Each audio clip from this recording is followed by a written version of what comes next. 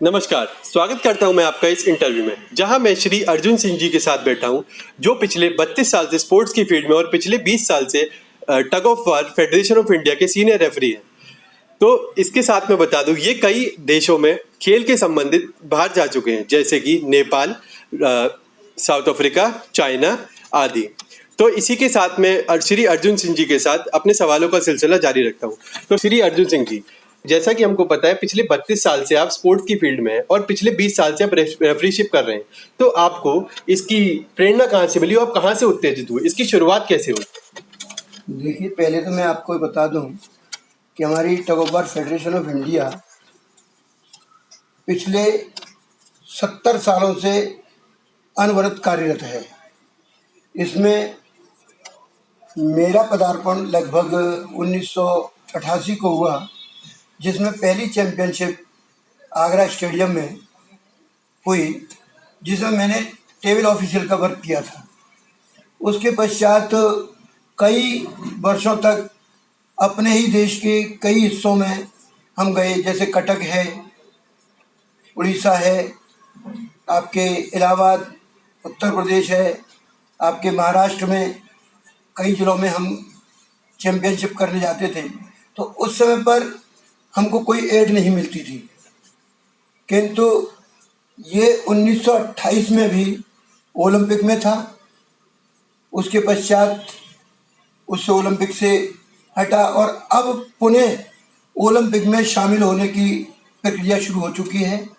और अभी कुछ दिन पहले आपने देखा होगा पेपरों में कि हमारी गवर्नमेंट ने जो इसमें नेशनल चैंपियनशिप में भाग लेते हैं या इंटरनेशनल में मेडल जीत के आते हैं, उनको सरकारी नौकरी भी दी जाएगी। तो इसमें मैं 20 सालों से रेफरीशिप कर रहा हूँ। अभी 2018 में मैं साउथ अफ्रीका भी गया था, जहाँ 70 कंट्रीज़ ने रस्साकशी में भाग लिया, जिसमें Sweden, south Africa, China, America, Switzerland, Holland, Europe, Pakistan, Bharat जैसे कई देशों ने उसमें पार्टिसिपेट किया। उसमें भारत की तरफ से मुझे रेफरीशिप करने के लिए इनवाइट किया गया था। ये मेरा सौभाग्य है कि वहाँ हमने रेफरीशिप की और अपने देश का नाम रोशन किया। और इसमें आने की शुरुआत मुझे लगभग 1996 से मैं पूर्णकालिक तौर पर मैं इसमें काम करने लगा था। डायरेक्टर ऑफ टूर्नामेंट भी कई साल रहा और अभी 2019 में साउथ एशिया चैंपियनशिप में भी हम श्रीलंका गए, जहां हमारी इंडिया टीम को सेकंड प्लेस और थर्ड प्लेस 2 वर्गों में मिला इनाम। और अभी 14th साउथ एशिया चैंपियनशिप हुई, जो थाईलैंड में खेली गई, उसमें भी हमारे भारत देश ने द्वितीय स्थान और प्रथम स्थान प्राप्त किया, महिला वर्ग में और पुरुष वर्ग में। और मैं आपसे पूछना चाहता हूं कि इसके बारे में जो कुछ भी जानकारी चाहिए मैं देने को तैयार हूं। जी, तो जैसा कि आपने बोला, अभी 1986 से आप इसमें भागीदारी है।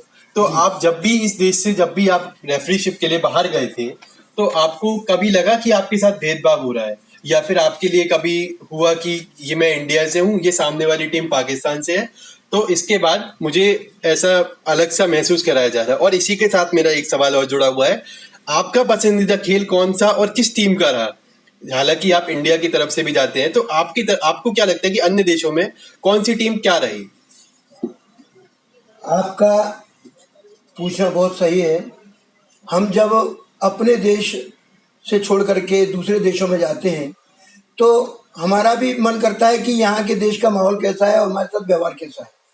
किंतु जब हमने देखा कि अपने देश में जो प्यार मिला, उससे कई गुना बेहतर हमको अन्य देशों में भी प्यार मिला। हमारी जैसा वातावरण, वही हंसी मजाक, खुशनुमा माहौल और बैल अनुशासन, डिसिप्लिन में ये खेल खेला जाता है। आप कभी हमारी चैंपियनशिप में आएंगे तो आपको ऐसा नहीं लगेगा कि ये गांव का खेल है, आपको लगेगा कि वास्तव में इतना डिसिप्लिन तो अन्य किसी खेल में है ही नहीं। हमारे यहाँ इस खेल से संबंधित हम जब अन्य देशों में जाते हैं तो वहाँ सबसे अच्छी टीम स्वीडन की, स्विट्जरलैंड की, हॉलैंड की टीमें, यूरोप की टीमें अच्छी खेल रही हैं, जिसमें ऑस्ट्रेलिया की टीम भी बेहतर है, साउथ अफ्रीका की टीम भी बहुत अच्छी खेलती है। और आपको बता दें हमारे देश में भी जब यह गेम शुरू हुआ तो इसकी प्रेरणा कोणार्क का मंदिर है हमारे यहाँ, सूर्य मंदिर कहलाता है, उसमें भी उस समय रस्साकसी का गेम खेला जाता था, जिसमें देवता और राक्षसों के बीच में जब समुद्र मंथन हुआ था वो भी एक रस्साकसी का ही गेम था। उसका भी आपको चित्र आज भी बाकायदा आपको देखने को मिलेगा। अब इस खेल के बारे में आपने कहा कि हमको कैसा महसूस होता है, अपने देश में जो महसूस होता है वही अन्य देशों में। अन्य देश हमारे देश की अपेक्षा डिसिप्लिन में ज़्यादा खेलते हैं, और वहाँ साउथ अफ्रीका के जो अध्यक्ष हैं हमारे पूरे वर्ल्ड चैंपियन, वर्ल्ड के प्रेसिडेंट वो एंटन रवे हैं, और उपाध्यक्ष हैं हमारे आईपीएस पंडित गौतम कौल साहब इंडिया से, और हमारे tug of war federation of India के अध्यक्ष इस समय पर श्री हरिशंकर गुप्ता जी भी हैं, जो कि विधायक हैं अशोक विहार से, और मदन मोहन सर हमारे इसमें साउथ एशिया चैंपियनशिप के जनरल सेक्रेटरी हैं, और इंडिया के जनरल सेक्रेटरी हैं मिस माधवी पाटिल।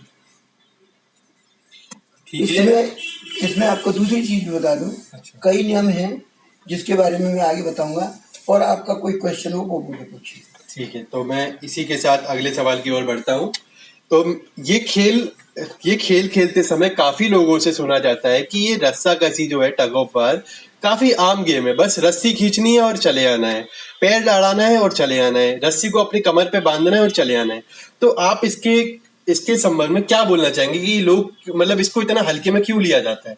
देखिए, इस संबंध में जो गलत फहमियाँ फैली हुई हैं, भ्रांतियाँ फैली हुई हैं, उसके बारे में बता दूं। ये एक हमारा पारंपरिक गांव का खेल है, जिसको हम स्कूलों में खेलते थे कि एक तरफ ऑफिसर्स लोग लग गए या टीचर्स लोग लग गए, एक तरफ में बच्चे लोग लग गए, खींच रहे हैं। किंतु अब वो गेम ऐसा नहीं है, इसमें वेट कैटेगरी में गेम खेला जाता है, एक तरफ 8 प्लेयर, दूसरी तरफ 8 प्लेयर, उसमें भी 8 का इक्वल वेट होना चाहिए। जैसे अगर 600 केजी है तो 600 केजी भी सामने वाली टीम का वेट होना चाहिए। अगर उसमें भी कभी रस्सा कमर से बांधोगे तो फाउल माना जाएगा, गड्ढा करोगे तो फाउल माना जाएगा, अगर आप बगल में दबाओगे तो भी लॉकिंग माना जाएगा, आप रस्से को लेके बैठ जाओगे तो भी फाउल माना जाएगा। लगभग इसमें 11 फाउल ऐसे हैं, मेजर फाउल, जिनके व्याप पर अगर आप जीत भी जाते हो तो भी आपको विनर घोषित नहीं किया जाएगा, दूसरी टीम को विनर घोषित किया जाएगा। अभी मैंने आपको एक पिछली बार 2019 में साउथ एशिया चैंपियनशिप में एक फाइनल गेम चल रहा था 600 वेट कैटेगरी में, एक तरफ पाकिस्तान थी, एक तरफ श्रीलंका थी। पाकिस्तान पहला गेम जीत चुकी थी, पहला पूल, सेकंड पूल चल रहा था, फाइनल था, उसमें श्रीलंका की टीम ने फाउल खेलते हुए, जिसमें 3-3, 4-4 फाउल किए और उन्होंने रस्सा अपनी ओर खींच लिया। जनरली तो उसको विनर घोषित किया जाता, पर नहीं, मैं उसमें रेफरीशिप कर रहा था, तो मेरे सामने प्रॉब्लम थी कि मुझे सही डिसीजन देना है।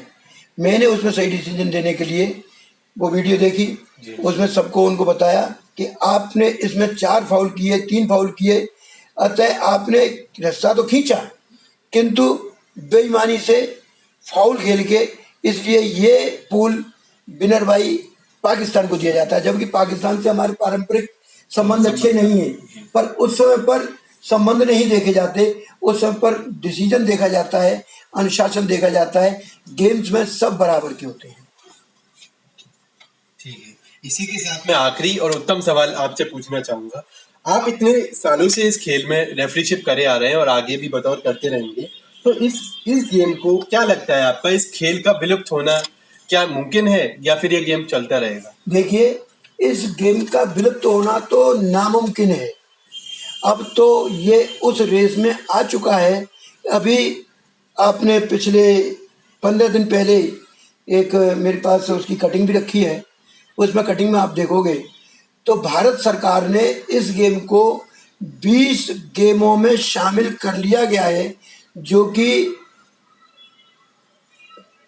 नेशनल चैंपियनशिप में या इंटरनेशनल चैंपियनशिप में जो भी पदक जीतेगा उसको सरकारी नौकरी दी जाएगी और आगे इसको ओलंपिक गेमों में भी शामिल कर लिया जाएगा। ये बिल्कुल फाइनल है। एक वोट से हमारे, जिसमें अभी वोटिंग हुई, उसमें सिर्फ एक वोट कम पड़ा, वरना हम तो इसी साल ओलंपिक गेम में शामिल हो जाते। इस गेम का भविष्य इतना उज्जवल है, आज भी हरियाणा, पंजाब, दिल्ली जैसे और महाराष्ट्र में जो गेम खेलता है उनको सरकारी नौकरी आज भी दी जाती है जी। और दी जा रही है। इसमें कोई फर्जी सर्टिफिकेट के नाम पर अगर कोई चाहे तो एंट्री कर ही नहीं सकता। उसकी बाकायदा रिकॉर्डिंग होती है, माता पिता की अनुमति होती है, बाकायदा उनका बायोडाटा शामिल होता है, उनकी सारी जानकारी हमारे पास उपलब्ध रहती है। जी ठीक है, इसी के साथ मैं अपने इंटरव्यू को ख़त्म करना चाहूँगा। धन्यवाद।